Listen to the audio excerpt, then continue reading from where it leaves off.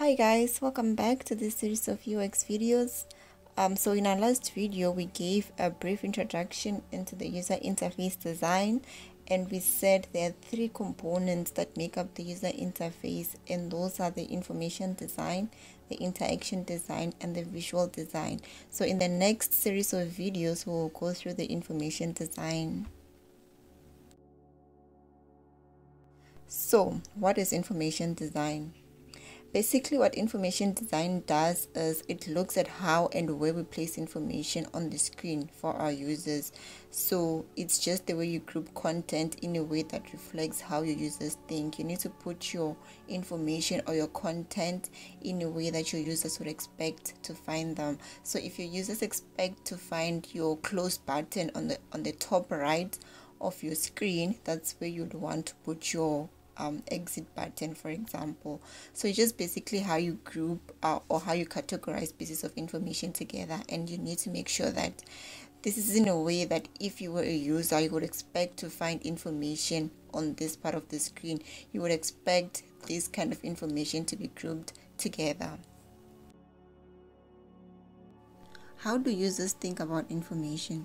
So to answer this question, you need to make sure that you put your user at the center of attention whenever you're designing a system. Like we said, user-centered design.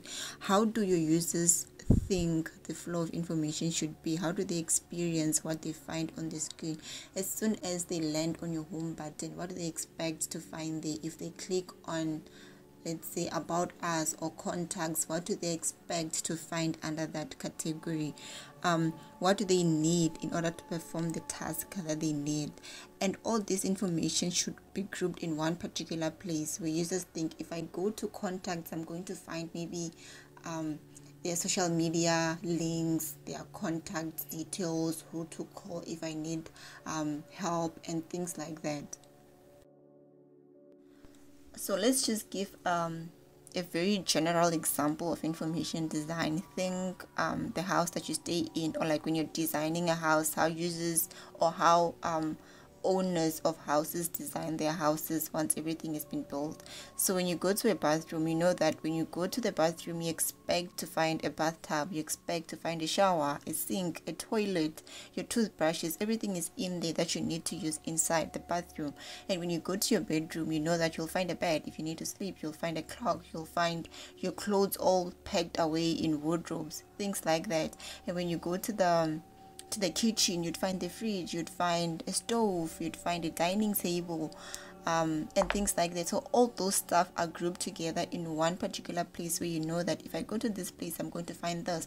Let's say you're in the kitchen and you need to bake maybe scones. You know that if you open your cupboards, you'll find baking trays. Maybe you'd find all the ingredients that you need to bake, your flours, you'd find your eggs and everything, milk, everything, all in one place. If you go open the fridge, you'd find that milk, you'd find eggs. If you put your eggs in the fridge, you'd find I don't know, everything that you might need when you want to bake. And you go to the lounge, for example. When you go to the lounge, you find a couch, you find a TV, you found let's say maybe blinds that help you see like a very nice view when you want to just relax and chill. That's how information design works. You put everything together in one particular place that you know that if I need to find a spoon, I have to go straight to the kitchen and not to the bedroom, not to the bathroom, for example. So it's just that mentality. Where do you expect to find things if you're going there? If you need something, where do you expect to find that particular something?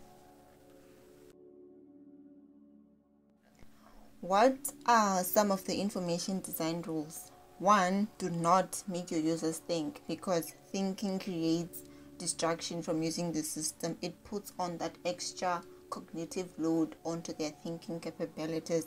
Now they have to think why you designed your system the way you designed it, and then they have to try and get your system to work, to get it what they wanted, to get it to do what they wanted to do, basically.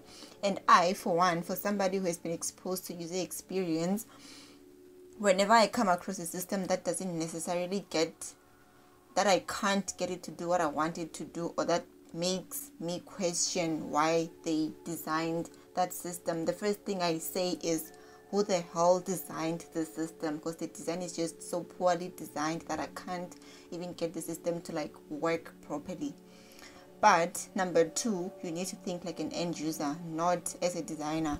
So for example, designers might choose to go with a certain kind of let's say button, or like a picture or anything like that, because maybe one, it's easier on their side, or it's less resources on their side. But that's not how information design works. You need to think like an end user. If I was an end user, would I want to use the system like this, or this is how an end user would expect to use the system? Understand how your users think. How do you understand how your users think? By engaging with your users. Once again, user-centered design. You need to push your users at the center of your design throughout the design process.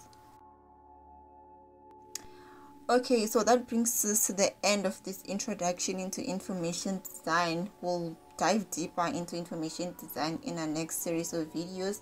But for now, I hope you guys found this video very useful. Please don't forget to comment, share, like, and subscribe. And I will see you guys in my next video.